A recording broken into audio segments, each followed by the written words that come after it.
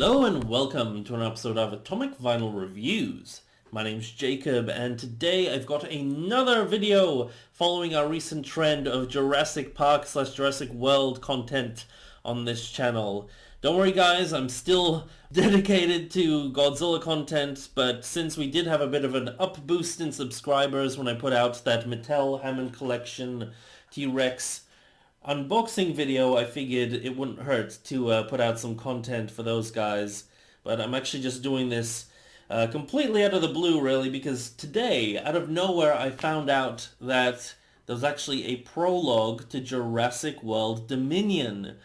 5 extra minutes of footage that was originally meant to be the opening of the movie. At least that's from what I understand. So the way I found out about it was I've been watching a few reviews here and there of the film, and apparently, yeah, there was this extra footage which originally was meant to be the opening of the film, but then they cut it and put it as its own little short that they had screened about a year ago. I don't know how I didn't know about this, but about a year ago before some other films in cinemas. I'm really eager to see this because from what I understand, it's set 65 million years ago, back in the dinosaur ages, back in the late Cretaceous or something like that.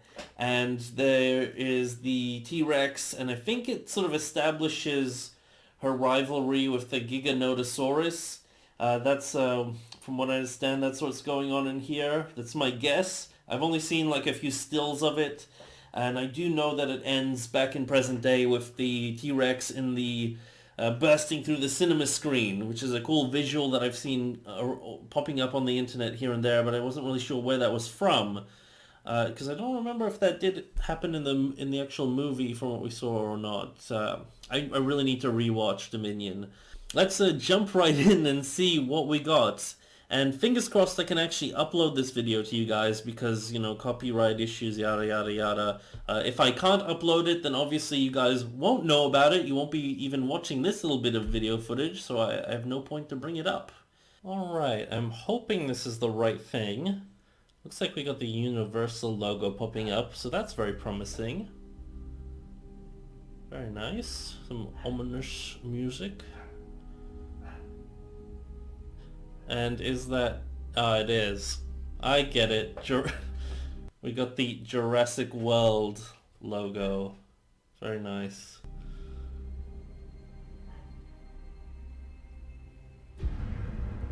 Some nice trees? I forgot what those trees are called, but I do like those types of trees.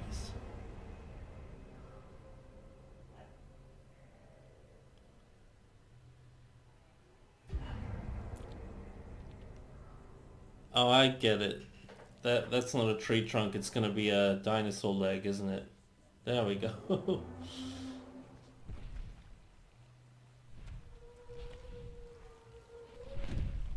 Yeah. Brachiosauruses. Very nice.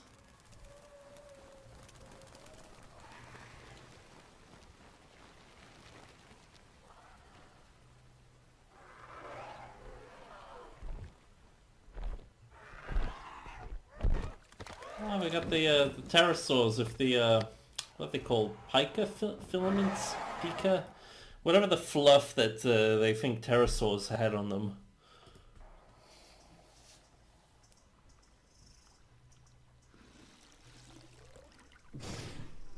Ankylosaurs. Oh, I like that landscape.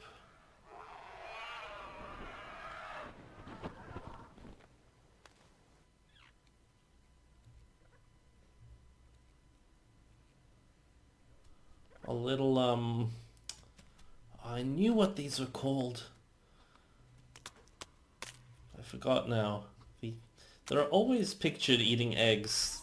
This particular type of dinosaur, I don't know why, but they're always pictured eating eggs in every sort of dinosaur book I've ever had. And obviously here, these ones are always known to eat eggs. I guess they must have found their fossils of them with evidence of them doing this.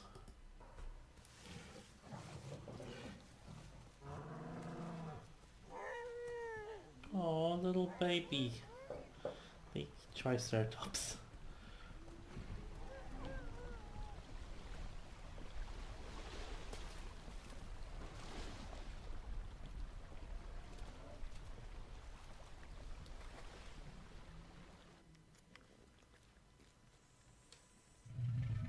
that's a little raptor.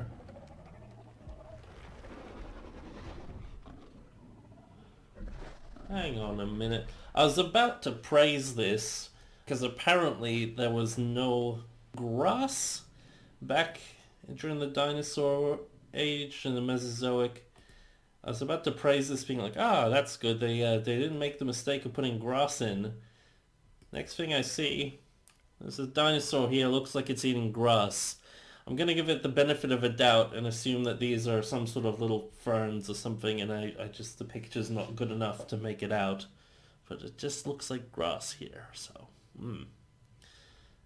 I don't know, maybe grass did exist then, but from what I've heard, it didn't. It hadn't evolved yet. But I'm sure some sort of ground cover existed, so that's fine. Ah, there's the Giganotosaurus. And Rexy. Okay, I have seen some like very brief sightings of some stills of this, and I did see a screenshot of this, and I did notice that they actually had Rexy with some like fuzz on her, so that's cool. They're trying to make it scientifically accurate, although I don't think we have any clear evidence that the T-Rexes actually had feathers or not. It's just assumed based on their bloodline, and a relative species seem to have evidence of some fluff, but from the scale samples that I think we currently have of Tyrannosaurus rexes, they don't as of yet have evidence of actually having any fluff or feathers, and we don't really know whether a dinosaur of that size needed them, so that's interesting.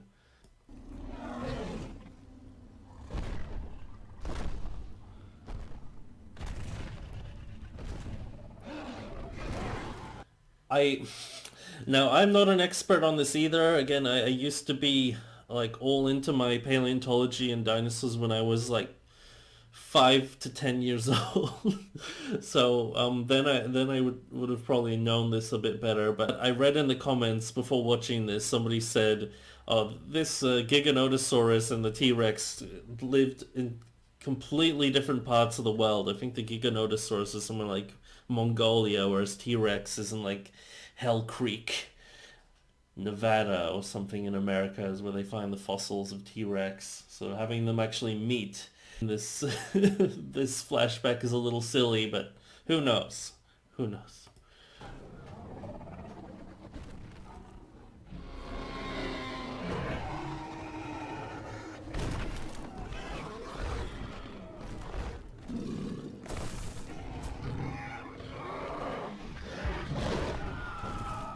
No.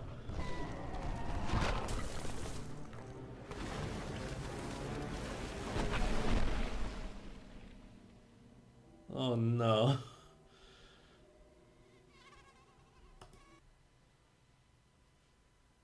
It's like that whole Spinosaurus killing the Rex in Jurassic Park 3 thing again. Just on a little side note, and I'd probably bring this up a little more in my actual review of the full film when I actually do get around to it. I've never really been a fan of like how they keep bringing in like, oh, this is the next big awesome dinosaur, sort of overshadow the T-Rex, and how they did that in Jurassic Park 3. They did that again here, but they kind of tried to rectify it with ultimately the Rex killing the Giganotosaurus at the very end of the film. But they kind of had to ruin it a little bit by having the what's it called? Theozonus, big chicken with the big long claws, that dinosaur, which was really awesome in the film, by the way, but they had to have it, like, help the T-Rex. Anyway, I think I know what's about to happen here, and I'm just going to slide it a little back, because I think this is kind of awesome. So hold on.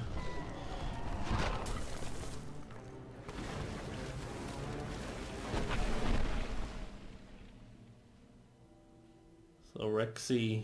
the original Rexy's been killed, and then we have the mosquito, which I'm guessing is gonna be covered in amber.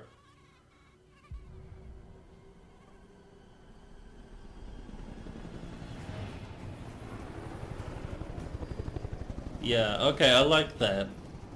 That that was a good intro. I know we still got a tiny bit more, but that was really cool. I love the sort of the subdued nature of it. Then there's no dialogue or anything. It's just simple watching it unfold. A good amount of textual shots just showing the environment just for the vibe, all the different dinosaurs. That was really nice. And it's a good way to kind of connect this film with the original Jurassic Park, having the mosquito in there. Because then you know how it all connects and it kind of puts the whole thing full circle. So yeah, it would have been really cool to actually have this integrated into the full film. I think that would have helped a lot. A lot. And like I was also saying, it does add context to the T-Rex and the Giganotosaurus and their rivalry. So it has that payoff feel a lot more cohesive in the film, because again, it felt really anticlimactic, sort of the way they introduced us to those dinosaurs later on in the movie and their rivalry.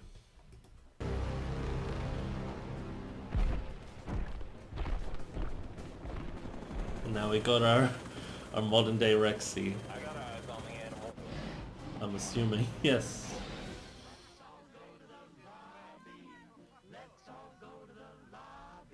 Oh, I'd love to go to a drive-in theater. I've never been to one. I think we got one like over at the next town from where I live. One day I want to go there. It would be a fairly long drive, but for the right movie it would be worth it, I think.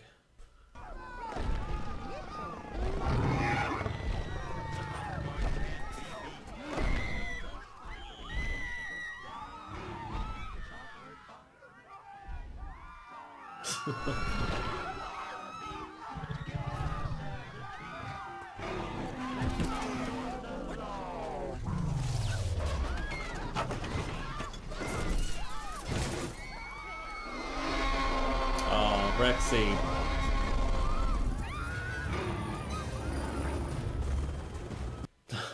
The dinosaurs do look good in this film, especially compared to the last two Jurassic World films, especially Rexy here. Just going back a little bit. I've seen stills of this, and this reminds me quite a lot of the actual CG model from the original Jurassic Park film. Something about it just very close to it, which I really like. One thing which I would have liked to have seen more is to actually see Rexy actually eat some more people in some of these Jurassic World films. I feel like we only really saw that in the original Jurassic Park film, and then they're just trying to keep it too safe, but I feel like that would have just made Rexy even more awesome, just to see her kind of not lose her edge. But again, still really cool to see her. But I mean, look, it's a whole thing of people, and she's not attacked anyone, at least on screen, yet, so...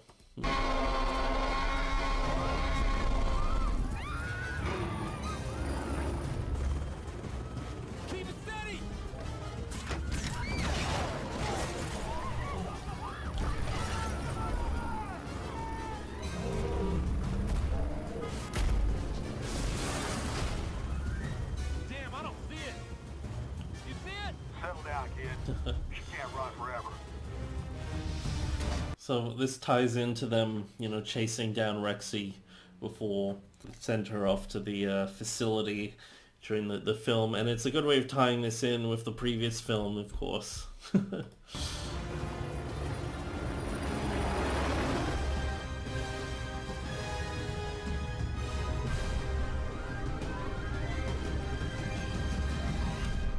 Nice. I like that.